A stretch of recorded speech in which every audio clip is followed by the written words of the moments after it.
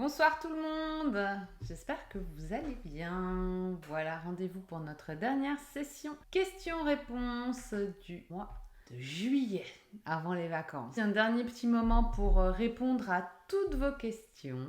Donc n'hésitez pas, quelles qu'elles soient, je suis là pour y répondre. J'espère que vous allez bien, que voilà, vous êtes sur une autre tendance, puisque moi, le début juillet, je sens que je commence à lâcher prise et que c'est les vacances qui commencent à arriver pour mon plus grand bonheur. Donc voilà, je vous souhaite la même chose, d'être détendu et de pouvoir enfin souffler un peu. Pour celles qui ne me connaissent pas, je m'appelle Alexia Jadot, je suis docteure en pharmacie et experte en aromathérapie et je suis là en direct avec vous sur Facebook et sur Instagram tous les premiers mercredis, parfois jeudis du mois pour pouvoir répondre en direct à toutes vos questions. Et je vois qu'il y en a déjà pas mal, donc je vais directement répondre d'abord aux questions qui me sont posées en direct ici ce soir. Pour celles qui sont novices avec les huiles essentielles, n'hésitez pas à télécharger le guide. Je vous ai mis le lien juste ici en dessous du live pour que vous puissiez le télécharger facilement. Mon but est vraiment de vous aider à pouvoir utiliser les huiles essentielles le plus souvent possible dans votre quotidien et donc de vraiment ne plus avoir peur. Et là, vous allez vraiment trouver les 9 clés pour débuter avec l'aromathérapie. Donc vraiment, n'hésitez pas.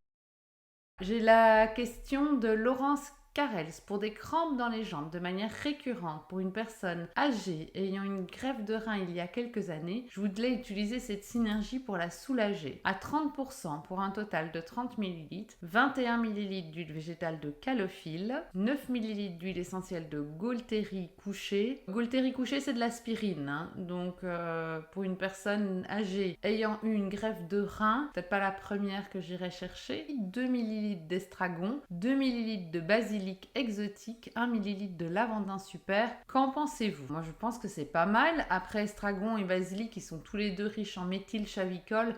Donc, ce que je dis toujours aux élèves quand elles suivent la formation, si vous voulez agir sur des crampes ou si vous voulez agir sur de la douleur ou peu importe quoi que ce soit, essayez d'aller prendre dans des familles différentes qui agissent de manière différente. J'aime beaucoup le lavandin super parce qu'il contient du camphre, mais pas non plus trop dosé, puisque chez la personne âgée, il faut quand même faire attention à des doses trop élevées de camphre. Et dans le lavandin super, on est à une faible concentration en camphre, mais quand même du coup un bel effet décontractant. Donc je garde lavandin super, je garde basilic exotique, je ne mettrai pas la Gaultérie par contre, pas du tout. Je retire estragon si je garde basilic. Et alors moi je pense qu'on peut aller chercher des antispasmodiques autres, donc on pourrait aller prendre un anis étoilé par exemple ou un fenouil. Alors attention avec celle-là, c'est des huiles essentielles qui sont interdites en cas de cancer hormonodépendant, mais qui vont vraiment avoir une superbe efficacité. Donc voilà, je me tournerai là-dessus. Ah, Margot qui nous dit, pour les crampes et douleurs musculaires, j'utilise beaucoup le lavandin. Donc oui, vraiment le lavandin, hein, c'est là-bas, ça marche très bien. On pourrait utiliser le romarin à camphre, mais il est très très dosé en camphre,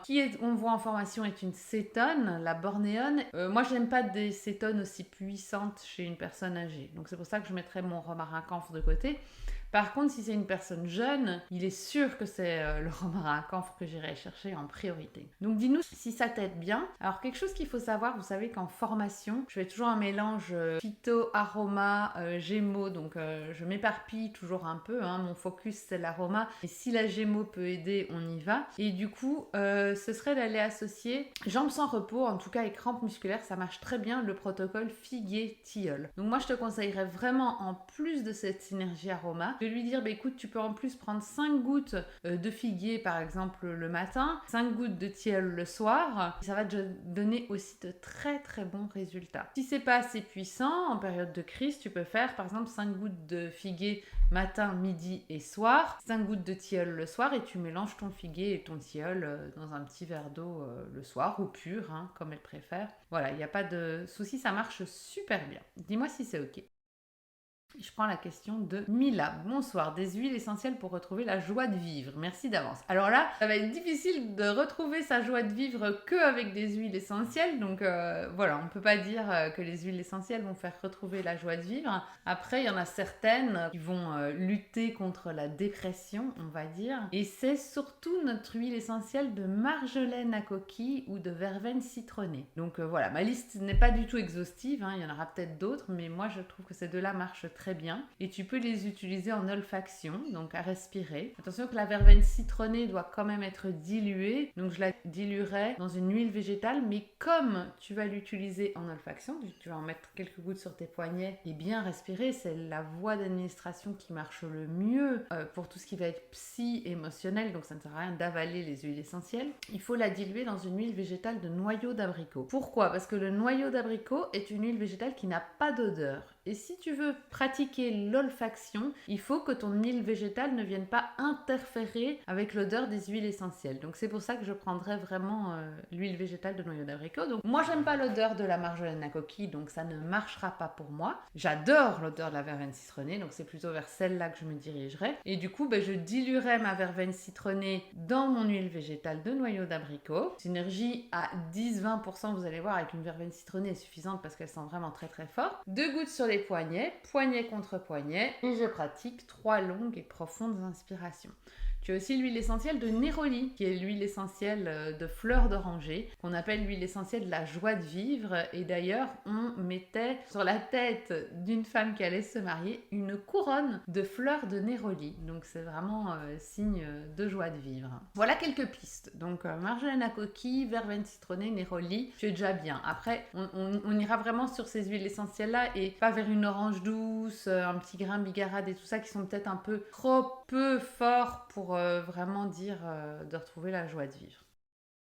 Margot, avant que ta question disparaisse, pour un accouchement, y a-t-il des huiles essentielles qui aident à maturer le col? Palmae, rosa et giroflier pour les feuilles térotoniques, tout à fait, mais pour le col. Pour le col, on ira vraiment plutôt sur le bourgeon de framboisier. Donc on connaît tous, les sages-femmes depuis longtemps donnent des feuilles, des tisanes de framboisier pour favoriser le col, vraiment préparer le col à l'accouchement. Eh bien nous, ce sera plutôt en gémothérapie qu'on va aller chercher et ce sera d'aller donner le bourgeon de framboisier. Et donc, si elle veut vraiment accoucher, préparer son col, on va aller lui dire d'en prendre soit 5 à 10 gouttes le matin, soit même 5 gouttes 3 fois sur la journée. Donc, ce sera plutôt comme ça que je le ferai, moi, Margot, c'est que j'irai effectivement lui donner palmarosa, giroflier en massage dilué dans une huile végétale sur le bas du dos. Attention, jamais d'huile essentielle sur le ventre d'une femme enceinte. Donc, j'irai masser ça sur le bas du dos et j'associerai mon bourgeon de framboisier pour préparer le col. Voilà, c'est ce que moi je ferais. Donc, 5 gouttes de bourgeon de framboisier 3 fois par jour. Donc, en gémothérapie, il faut savoir que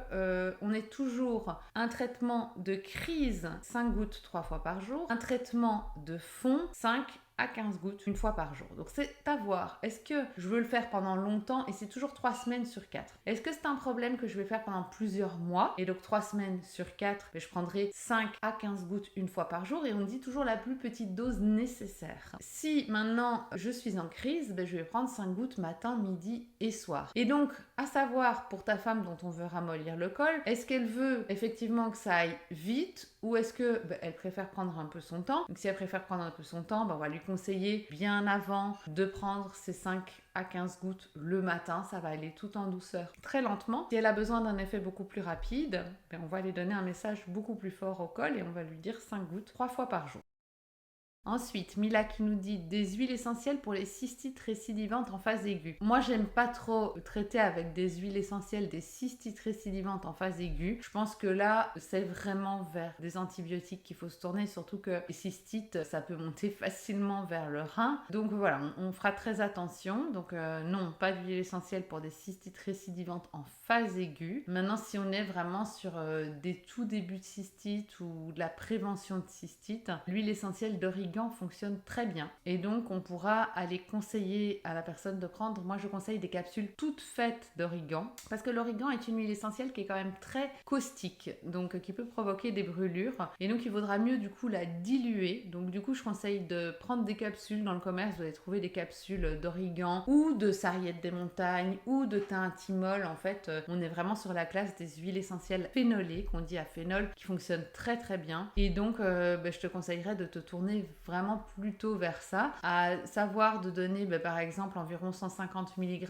d'huile essentielle d'origan 5 jours sur 7 de manière chronique, toujours avec une petite goutte de citron pour protéger le foie, puisque sachez que l'origan est hépatotoxique sur une période prolongée à haute dose. Et si on sent que la cystite démarre, mais qu'on n'est pas du tout encore en phase aiguë, c'est juste un tout début de gène, on peut essayer, pareil avec l'origan, mais alors on en prendra 150 mg matin, midi et soir pendant 5 jours maximum. Voilà, avec toujours la petite goutte de citron. C'est Sylviane Lair qui me dit: bonjour Alexia, je souhaiterais savoir quelles huiles essentielles je pourrais utiliser pour la litière de mon chat contre les odeurs. Alors il faut savoir qu'on va jamais mettre des huiles essentielles dans la litière du chat. Les chats ne supportent pas l'odeur des huiles essentielles, donc les pauvres, on ne va pas aller mettre des huiles essentielles dans leur litière, ce serait vraiment très très embêtant. Par contre, une litière, c'est vrai que ça peut sentir mauvais rapidement, donc effectivement il faut la changer très très rapidement. Mais si on fait tout correctement et que malgré tout ça sent encore, moi je vous conseillerais plutôt d'aller diffuser des huiles essentielles pour masquer ces odeurs. Et l'huile essentielle la plus forte, la plus masqueuse d'odeur, c'est notre huile essentielle de Lycée citronnée. Moi, je l'appelle vraiment l'huile essentielle mangeuse d'odeur. Par contre, elle a un problème, c'est qu'elle est dermocaustique, encore plus caustique que la verveine citronnée dont on a parlé tout à l'heure. Et donc, rapidement, elle peut aller grignoter les diffuseurs. Qui sont en plastique. Donc la petite astuce, si vous voulez utiliser la Lycée citronnée, c'est que moi je prépare toujours un mélange avec Lycée citronnée et une autre huile essentielle. Donc vous pourriez imaginer faire par exemple Lycée citronnée avec de l'orange douce par exemple, ça se marie très bien. Et du coup vous allez moins abîmer votre diffuseur et de plus l'odeur sera moins agressive puisque la Lycée citronnée, ça sent quand même très très fort. Et pour Christelle, qui est une élève de la formation certifiante, elle me dit: j'aimerais connaître la dilution d'ephtalide, 20 ou 30%. Je sais que l'on peut donner l'ephtalide aux personnes avec une insuffisance rénale. Qu'en est-il pour les personnes avec une insuffisance hépatique? Donc là, Christelle, c'est trop pointu, je dirais, pour une session questions-réponses. Donc je t'inviterais plutôt à poster cette question sur le groupe privé des élèves, puisque là, on va vraiment rentrer dans le détail d'ephtalide, des contre-indications. Je pense qu'ici, peut-être que les personnes qui suivent ces sessions questions-réponses ne savent même pas ce que sont des phtalides. Donc voilà, je te répondrai avec plaisir sur le groupe privé des élèves pour lever cette interrogation sur les phtalides. Alors, début septembre, il y aura pas mal de choses parce qu'il y a un gros webinaire qui est prévu. Mi-septembre, il y a début septembre la session questions-réponses et il y a fin septembre un aroma coup de pouce. Donc ça, c'est tout nouveau. C'est gratuit. 5 personnes peuvent s'inscrire et du coup, on sera seulement à 5. Comme un session questions-réponses qu'on fait ici, sauf qu'on sera via Zoom. Donc on pourra se voir, échanger. Et mon but de créer ces aromas coup de pouce, c'est vraiment de vous aider à aller plus loin dans votre pratique, mais encore de manière plus proche que ce qu'on est maintenant pour vraiment débloquer des blocages qu'il y aurait, vous voir en vrai, enfin vraiment avoir ce truc encore plus rapprochant. Donc c'est vraiment pour moi quelque chose de très très important. Alors on m'a demandé comment se débarrasser des taches brunes. Donc les taches brunes, ça y est, l'été commence, on s'expose au soleil et on voit que des petites taches brunes commencent à faire leur apparition. Alors sachez déjà que normalement on ne s'occupe pas des taches brunes en été puisqu'elles vont être stimulées constamment par le soleil. C'est plutôt après s'être exposé au soleil, donc plutôt vers septembre qu'on va s'en occuper. Si c'est vraiment très très invalidant pour vous, sachez qu'il y a une huile essentielle qui est vraiment la plus indiquée pour tout ce qui va être taches brunes et c'est l'huile essentielle de céleri. Donc c'est vraiment celle-là que vous allez devoir utiliser. Elle a cette propriété de pouvoir aller éliminer les dépôts que font les taches brunes sous votre peau. Donc c'est l'huile essentielle de céleri. Alors voyez au niveau de la dilution, si c'est vraiment sur une grande zone, vous savez que dans tout ce qui est usage cosmétique, on ne dépassera normalement pas une dilution de 1 à 3%. Ici sur les taches brunes, il n'y a rien à faire, il faudra être un peu plus élevé pour pouvoir vraiment voir une efficacité. Donc moi je vous conseille une dilution à 10% de manière localisée sur la tache. Et parfois même on peut monter jusqu'à 30% pour avoir une belle efficacité. À diluer du coup dans une huile végétale. Quelle huile végétale va-t-on choisir? Une huile végétale bien sûr qui a des belles propriétés exfoliantes pour aller éliminer les... J'ai oublié de vous parler d'une autre huile essentielle que j'associe souvent, assez important au céleri, c'est mon huile essentielle de carotte. Donc la carotte, l'huile essentielle, ne vous trompez pas, ce n'est pas comme l'huile végétale de carotte, donc elle ne fait absolument pas bronzer. Donc vous avez beau mettre de l'huile essentielle de carotte autant que vous voulez sur votre peau, vous ne serez jamais bronzé. l'huile végétale qui fait bronzer. Par contre, l'huile essentielle de carotte, elle a vraiment des propriétés drainantes, détoxifiantes au niveau de la peau. Et donc j'aime bien parce que le céleri a vraiment ce bel effet qu'il a la capacité d'éliminer les pigments bruns qui sont faits quand on a des taches brunes. Et associé en plus à cette carotte qui va vraiment aller bien éliminer tout ça. Donc on est vraiment très très bien. Et comme je vous le disais, l'huile végétale qu'on va utiliser qui va être très très intéressante, c'est l'huile végétale de rose musquée. Donc la rose musquée a une très haute concentration en provitamine A, un bel effet exfoliant et donc elle va permettre vraiment de faire peau neuve et d'éliminer ces taches brunes. Donc c'est vraiment la synergie que je vous conseillerais avec du céleri, de la carotte dans une huile végétale de rose musquée. Il y a aussi le lys blanc, moi j'utilise beaucoup moins mais que j'ai beaucoup de personnes qui suivent les formations qui utilisent aussi, qui marche très très bien. Il y a aussi les agrumes, alors ça peut paraître bizarre parce qu'avec les agrumes on peut pas s'exposer au soleil, mais il y a vraiment une belle efficacité de rajouter des agrumes dans votre soin dépigmentant. Donc voilà, comme ça je pense que vous avez vraiment toutes les dernières informations à la pointe de ce que vous pouvez faire.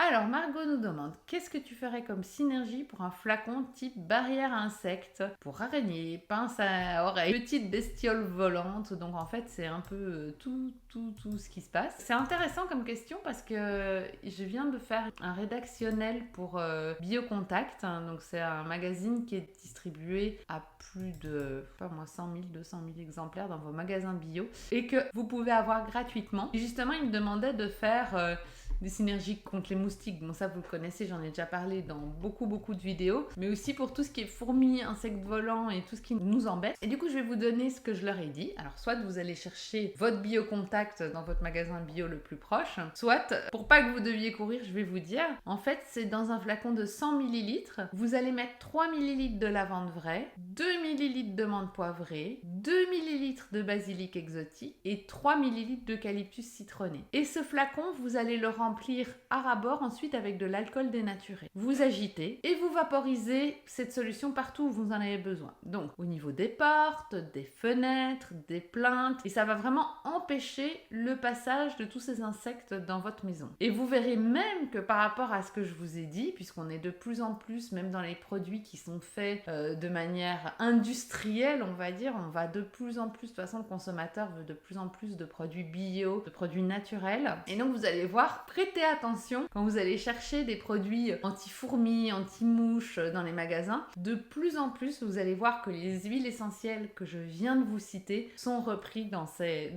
produits. Donc c'est très rigolo. Autant ils étaient sur des insecticides avant, autant maintenant on voit qu'il y a vraiment un retour vers tous ces produits. Donc c'est hyper chouette. Voilà. Et pour la petite anecdote que j'ai bien notée dans le magazine, sachez que le citronnellal et le citronnellol, donc qui sont des molécules très actives dans l'eucalyptus citronné, sont des signaux d'alarme sécrétés par la fourmi en cas de danger. Et ainsi, les huiles essentielles qui possèdent cette odeur, comme c'est des signaux d'alarme que la fourmi sécrète en cas de danger, ça dissuadera fortement les fourmis de s'aventurer plus loin. Donc ça, c'est vraiment très très intéressant. Donc je répète la synergie pour ceux qui n'ont pas eu le temps de noter. C'est 3 ml de lavande vraie, 2 ml de menthe poivrée, 2 ml de basilic exotique, 3 ml d'eucalyptus citronné, et je remplis mon flacon avec de l'alcool modifié, donc de l'alcool dénaturé. J'agis et puis je peux vaporiser. J'espère que ça vous aidera bien. En tout cas, moi, ça m'aide bien ici à la maison. Quelle huile essentielle peut-on utiliser pour soulager les œdèmes? Alors les œdèmes, il y en a une, mais elle est très chère, qui est vraiment la Rolls-Royce. C'est l'huile essentielle de lentisque pistachier. Donc celle-là, c'est vraiment celle qu'on va donner aussi pour les personnes qui sont atteintes d'un cancer et qui ont souvent un cancer du sein. On a vraiment parfois un œdème très important au niveau du bras. Dans les drainages des œdèmes, c'est vraiment le lentisque pistachier. Franchement, il coûte cher, mais vous aurez vraiment un effet incroyable. Après, pour les personnes pour qui c'est vraiment trop cher, on peut se tourner vers le cyprès de Provence, qui a aussi ce bel effet drainant lymphatique, mais il est quand même vraiment moins puissant que le lentisque pistachier. Donc je vous conseille vraiment de vous tourner plutôt vers le lentisque pistachier. Et Estelle qui nous dit dans quelle huile végétale.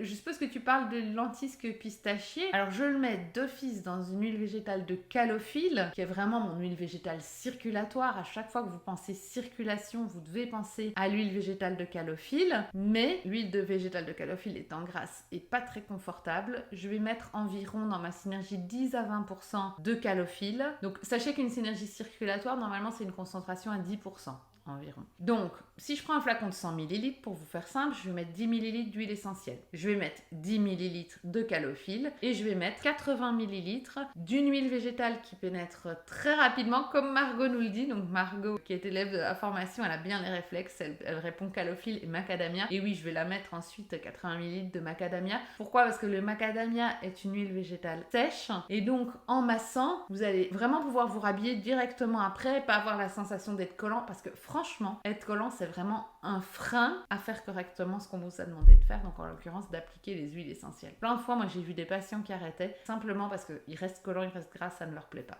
Donc macadamia. Par contre, si c'est une personne qui veut aller faire un drainage lymphatique et qui veut aller faire un massage, je vous conseille de prendre une huile essentielle qui va rester un peu plus grasse pour vraiment pouvoir bien faire le massage.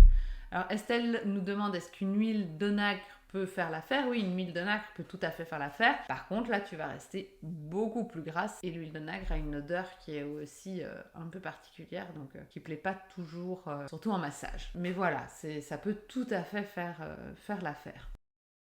S'il n'y a plus de questions, ce que je vais faire, c'est vous souhaiter un excellent été. Profitez-en bien. Moi, c'est toujours vraiment le moment où je prends du recul, où j'ai plus de conférences. Voilà, c'est le moment où je sors dans ma vision de savoir qu'est-ce que j'ai envie de faire de Pranazen à la rentrée, où j'en suis, où j'ai envie d'aller, de faire le point vraiment sur tout ça. Et je dois l'avouer, de vivre un petit peu au ralenti aussi. Donc je crois qu'on en a besoin. Quand on vit une année, on est toujours un peu dans le mouvement avec les enfants, l'horaire, moi la pharmacie, tout ça, c'est vraiment beaucoup. Et du coup, ça permet vraiment un lâcher prise qui est nécessaire, je pense, pour notre santé mentale. C'est très très important. Donc je vais vous souhaiter à toutes un très très bel été, que tout se passe le mieux possible et je vous donne rendez-vous début septembre pour notre retour sur notre session questions-réponses. Voilà, je vous souhaite une très belle soirée à toutes et je vous dis à très vite.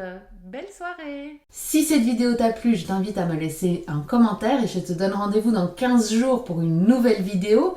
Si tu veux en apprendre plus sur les huiles essentielles et les utiliser dans ton quotidien, pense à cliquer sur le bouton s'abonner, puis sur la petite cloche pour être notifié dès que je mets une nouvelle vidéo en ligne. Et c'est parti pour la transformation. Je termine avec un cadeau d'accueil. Tu recevras aujourd'hui ton guide qui te livrera les 9 erreurs à éviter lorsque tu utilises les huiles essentielles. Tu trouveras le lien pour télécharger ce guide juste en dessous de cette vidéo. Je te souhaite une belle journée aromatique.